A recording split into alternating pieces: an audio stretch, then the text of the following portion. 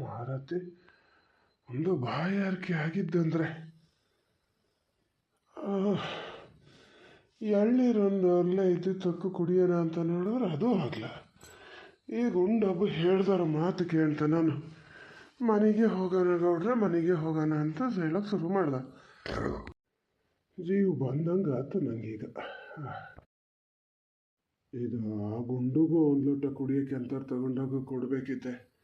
ಭಾಳ ಸುಸ್ತಾಗೇನೆ. ಒಂದೇ ಒಂದು ಕಪ್ಪಿಗೆ ದಾಟಾಡೋಕ್ಕೆ ಅಂಥದ್ದು ಇಲ್ಲ. ಹಾಗೆ ಹಾರೆ ಓಡಾಡಿದಿಷ್ಟು ದಿವಸ ನಾಳೆ ಗೊಬ್ಬರ ಹೊರಕ್ಕೆ ಇಲ್ಲ ಆಗ್ತದೆ. ಸ್ವಲ್ಪ ನಾಳೆ ಬೆಳಿಗ್ಗೆ ಬಂದು ಮಾಡೋಣ ಅಂದ್ರೆ ಅವ್ನು ಹೇಳ್ದಾರ ಮಾತು ಕೇಳಲ್ಲ. ಪೂರ್ತಿ ಅಡಿಕೆ ಮರ ಕುಯ್ಕೊಂಡು ಅವನ್ನ ಇದು ಮಾಡಿ ಸುಮ್ಮನೆ ಹೇಳ್ಬಾರ್ದು. ಆಳಿಗೆ ಆಳು ಅಂದರೂ ಕಮ್ಮಿಯ. ಆಳು ತಗೊಂಡ್ರು ಅಷ್ಟು ಕೆಲಸ ಮಾಡೋಕ್ಕಾಗ್ತಿರ್ಲಿಲ್ಲ. ಮಾಡೋದನ್ನ ಪಾಪ ಸುಮ್ಮನೆ ಹೇಳಬಾರ್ದು. ನಿನ್ನ ಮಗ ಎಲ್ಲ ಸ್ವಲ್ಪ ಹೊತ್ತು ಇದ್ದಂಗೆ ಮಾಡೇನೆ ಮತ್ತಿತ್ಲಾಗ ಬಂದೇನೆ. ಏನು ದೊಡ್ಡ ಕಡಿಯೋಕ್ಕಿತ್ತು ಅಂತ ಬಂದೇನ. ಇಷ್ಟೆಲ್ಲ ನೋಡೇನೆ ಮಾಡೇನೆ. ಮನೆ ಕೆಲಸದವ ಅವನಿಗೆ ನಮ್ಮನೆ ಕೆಲಸ ನಾವು ಮಾಡಬೇಕು ಅನ್ನೋ ಹುಮ್ಮಸ್ಸು ಎಷ್ಟದೆ. ಇವನಿಗೆ ಸ್ವಂತ ಮನೆಯಾಗೆ ಅದು ಬೇಡ. ಯಾರು ಮಾಡಲಿ ಕೆಲಸ ಎಲ್ಲ ಮುಗ್ದಕ್ಕೂ ನಮ್ಮದು ಅಂತ ಹೇಳೋಣ ಅಂತ. ಅಲ್ಲ ಮಾರ್ರ, ನಿಮಗೆ ತೋಟದಿಂದ ಬೊತ್ತನೆ ಆಗಿದ್ದೆ ಅಂತ ಒಂದೇ ಸಮ ಆ ಥರ ಬೈತಿದ್ದೀರಲ್ಲ. ಬೈಯೋದಲ್ಲ, ನಿನ್ನ ಮಗ ಮಾಡೋ ಕೆಲಸಕ್ಕೆ ಅವೊಬ್ಬ ಸರಿ ಇರೋದಂತ ಹಾಕಿದ್ರೆ ಬೇಕಾದ್ರೆ 15 ದಿವಸ ಆಗಲಿ ನಾವೇ 3 ಜನ ಗೊಬ್ಬರ ಹೊತ್ತು ಹಾಕಿಬೋದಿತ್ತು. ಹಿಂಗೆ ಮಾಡ್ತಾಯಿದ್ರೆ ಊರ ಮೇಲೆ ತಿರ್ಕೊಂಡಿದ್ದವ ಈಗ ಬಂದು ಇಲ್ಲಿ ಮಾಡು ಅಂದರೆ ಎಲ್ಲಿ ಕೇಳ್ತಾನವ. ಈಗ ಸರಿ ಗುಂಡಿಗೆ ನೀರು ತಗೊಂಡೋಗಿ ಕೊಡ್ತಾಯಿ ಅಂತ ಕೇಳಿ ಮರತಿ. ಅವನ ಥರ ದಾಕ್ಷಿಣ್ಯ ಮನುಷ್ಯ ಬೇರೆ. ಹೇಳಲ್ಲಿ ನೀರು ತಗೊಂಡು ಹೋಗುತ್ತಾನೆ ಕೇಳ. ಮಾರ ಗುಂಡ ಒಂದು ಧಮ್ಗಿ ನೀರಲ್ಲೇ ಇಟ್ಕೊಂಡಿರ್ತಾನೆ, ಅದನ್ನು ಕುಡಿತಾನೆ. ಈ ಮಗೊಂದು ಗಡ್ಬಿಡಿ ಅಂದರೆ ಸರಿತ ನೀರು ತಗೊಂಡು ಹೋಗೋಕ್ಕೆ ಅದಕ್ಕೆ ಯಾಕೆ ಹುಷಾರಿಲ್ಲಪ್ಪ. ಮುಲ್ಕೊಂಡದೆ ಒಂದು 2-3 ಸತಿ ವಾಂತಿ ಆದಂಗೆ ಆಯ್ತು. ಭಾಳ ಸುಸ್ತಾಗಿದೆ. ಇವನಿಗೊಬ್ಬನಿಗೆ ಹೇಳ್ತಿದ್ದೀನಿ, ಒಂದು ಡಾಕ್ಟ್ರನ್ನ ಬರೋಕ್ಕೆ ಹೇಳಿ, ಇಲ್ಲ ಡಾಕ್ಟ್ರ್ ಸಾಬಿಗೆ ಕರ್ಕೊಂಡೋಗು ಅಂತ. ಈಗ ಅವು ಎಲ್ಲರೂ ಹ್ಞೂ ಅನ್ನಷ್ಟೊತ್ತಿಗೆ ಇದು ಬೇಡ ನನಗೆಲ್ಲ ಸಮ ಆಗಿದೆ, ಡಾಕ್ಟ್ರ್ ಬೇಡ ಯಾರು ಬೇಡ ಅಂತದೆ. ಮತ್ತು ಸ್ವಲ್ಪ ಹೊತ್ತಿಗೆ ಅದೇ ಥರ ಶುರು ಆಗ್ತದೆ. ಅಂತ ನೋಡೋದ ಎಂತ ಸರಿ ತೆಗಿ ಅಲ್ಲ. ಗನಾಗೆ ಇತ್ತಲ್ಲ ನಾವು ಬೆಳಿಗ್ಗೆ ಹೋಗೋ ತನಕ. ಏನು ಗ್ರಾಚಾರ ಅಂತ ಹೇಳೋದು ಮಾರತಿ. ಹಂಗಾರೆ ಡಾಕ್ಟ್ರನಾರು ಬರೋಕ್ಕೆ ಹೇಳಬೇಕಿತ್ತು. ಎಲ್ಲೋದ ನಿನ್ನ ಮಗ ಎಲ್ಲೋದ? ಅಲ್ಲ ನೀವೇನು ಅಷ್ಟೇನು ಗಾಬರಿ ಆಗೋದೇನು ಬೇಡ. ಅದನ್ನ ಹೇಳಣ ನಿನ್ನೆಯ.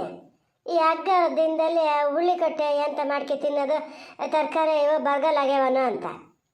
ಅದಕ್ಕೇನೋ ಸಂತಪ್ಪ ಒಂದು ಸೆರೆ ಹುಳ್ಳಿ ಬೇಯಿಸ್ದಂಗೆ ಬೇಯಿಸಿತ್ತು.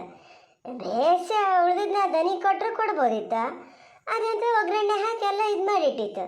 ಸಮ ತಿಂತೇನ ಅದೇ ವಾಂತಿಗೆ ಶುರು ಆಗಿದೆ. ಎಂತ ಮಾಡೋದು? ಈಗ ಡಾಕ್ಟ್ರ್ ಹತ್ರನೇ ಹೋಗಕ್ಕೆ ಹೇಳೋದು ಸಹಿ ಏನು? ಗಾಬರಿ ಆಗೋದು ಬೇಡ ಅಂತೀಯಲ್ಲ. ಒಂದು ದಿವಸಕ್ಕೂ ಅದು ಹಂಗೆ ತಲೆನೋವು ಹೊಟ್ಟೆ ನೋವು ಅಂತೇಳಿ ಹಾಸಿಗೆ ಹಿಡ್ದಳಲ್ಲ. ಮೊದಲೇ ಮರತಿ ಅದ ಕಾಯಿಲೆ ಕಸಾಲಿ ಎಲ್ಲ ಇತ್ತು. ನಮಗೆ ಗ್ರಾಚಾರ ಮೊದಲೇ ಸರಿ ಇಲ್ಲ. ಅದನ್ನು ಬರೋಕೇಳ ಅದನ್ನು ಹೇಳ್ತೀನಿ. ಮಾರ ನಂಗೆ ಅದಾರ ಕಾರಣಲ್ಲ. ಈಗ ಇದು ನಾಳೆಗೆ ಈಗ ಅಡುಗೆ ಮಾಡೋಕ್ಕೆ ಎಂತ ಮಾಡೋದು ಮಾರ? ಹೇಳಿದೆ ಅಪ್ಪ ಮಕ್ಕಳಿಗೆ ಬೇಡ ದಿನ ಲೆಕ್ಕದಲ್ಲಿ ಮಾಡ್ಸೋಕ್ಕಾಗಲ್ಲ. ಅವರು ಕೂತು ನಿಂತು ಹೋಗೋದ್ರಲ್ಲೇ ಇದು ಒಂದು ಆಳೆ ಹೋಗಿರ್ತದೆ. ಈ ಕಾಂಟ್ರಾಕ್ಟ್ ವಹಿಸ್ಕೊಟ್ರೆ ಅವ್ರು ಗಡಿ ಬಿಡಿ ಮೇಲೆ ಹಠ ಕಟ್ಟು ಮಾಡ್ದಂಗೆ ಮಾಡ್ತಾರೆ.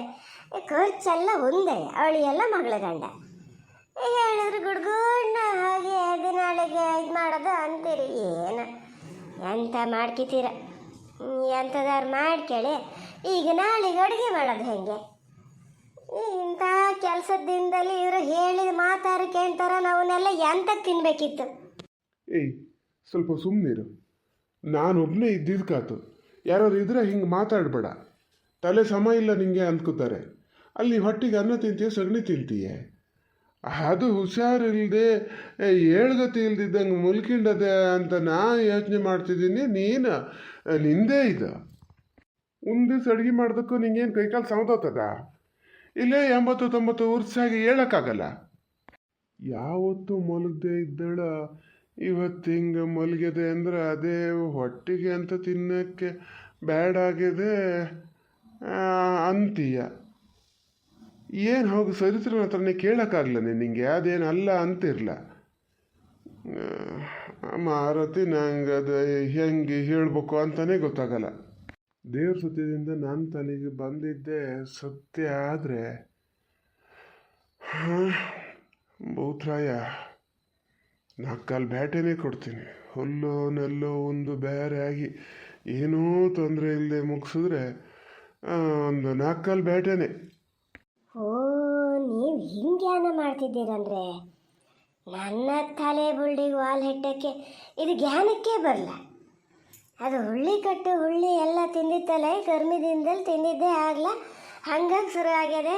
ಬೆಳಗಾಗಷ್ಟೊತ್ತಿಗೆ ಸರಿ ಆಗ್ತದೆ ಅಂತ ಜ್ಞಾನ ಮಾಡಿಕೊಂಡಿದ್ದೆ. ಓ ದೇವ್ರೇ ಮಾರ, ನನ್ನ ತಲೆಗೊಂದು ಏನು ಕಲ್ಲು ಬಿದ್ದು ಹೋಗಿದೆ ಹಂಗಾರೆ.